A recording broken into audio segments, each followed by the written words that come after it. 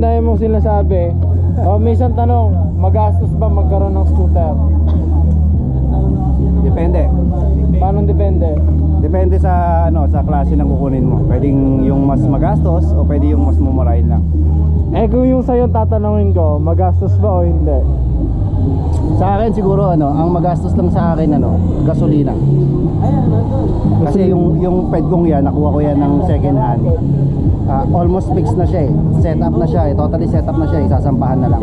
So may mga pinalitan na ako ng konting gear, konting something, pero okay na lahat. Kompleto na siya, lights, mags and everything, kompleto na rin. Uling tanong, nasa magkano na nagastos mo sa scooter mo?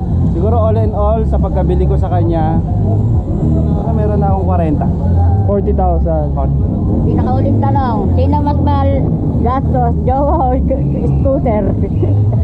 Mas magastos ang jowa.